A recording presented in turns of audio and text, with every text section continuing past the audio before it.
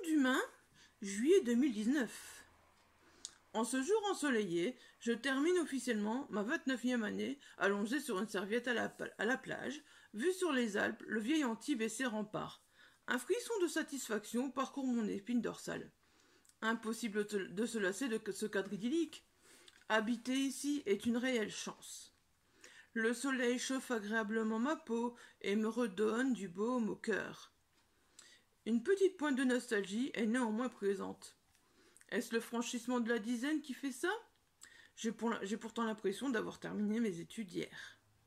Lorsque l'on écoute les personnes autour de soi, apparemment cela ferait cet effet à beaucoup de monde. 30 ans! Punaise, les années défilent. Ils avaient raison, les anciens. Profite, ça passe à une allure, qu'ils nous disaient. Autour de moi, les odeurs de l'été que j'aime tant s'offrent à tous. Crème solaire, monoeil, embrun. Des enfants courent sur le sable, construisent des châteaux, sautent dans les vagues avec leurs parents, frères et sœurs. Le bonheur jaillit de partout. Toute cette insouciance est belle à observer. Si seulement ils savaient, quand je pense à tout ce que j'aurais voulu faire.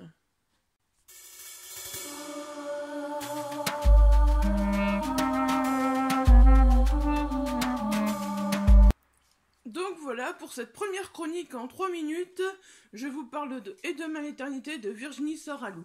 Donc voilà, vous voyez la couverture, franchement elle est magnifique. Si vous la voyez sans le nom de l'auteur et sans le titre, c'est simplement parce que j'ai l'occasion de le lire en avant-première. Et d'ailleurs, je suis vraiment ravie. Et je tiens à vraiment remercier Virginie parce que j'ai passé un excellent moment.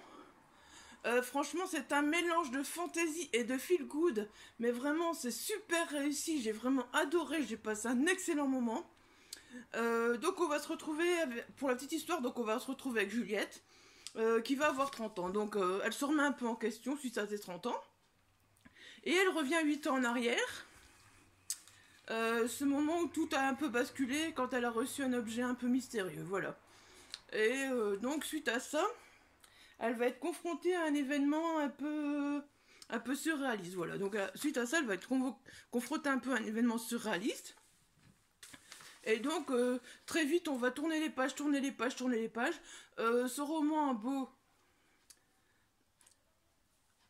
a beau faire 400, je pense qu'il fait 400 et des pages, enfin je sais pas, je l'ai pas encore vu le format papier, mais je pense que c'est 400 et des pages qu'il fait à peu près.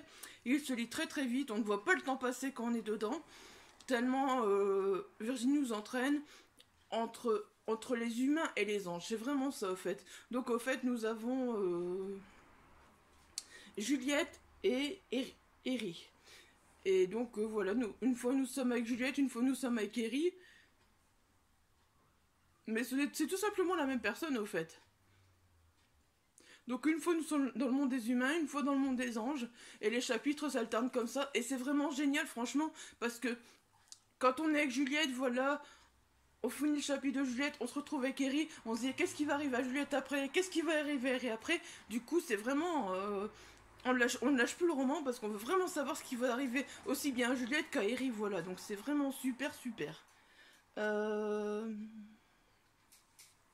Et j'ai vraiment beaucoup aimé la vision donc, du monde angélique que nous offre Virginie. Franchement, j'ai trouvé ça génial. Et bref, comme vous avez pu le comprendre, c'est pour la première fois que je fais une chronique en 3 minutes. Hein, donc c'est chaud, hein, j'essaye. Hein. Donc comme vous avez pu le comprendre, franchement, j'ai adoré ce roman. J'ai passé un excellent moment entre le monde des anges et le monde des humains. Entre... feel good et fantasy, c'est vraiment top. N'hésitez pas à découvrir Juliette et ses 30 ans et son monde angélique. Franchement, vous ne le regretterez pas, vous ne serez pas déçus. Sur ce, je vous dis à bientôt, bye bye.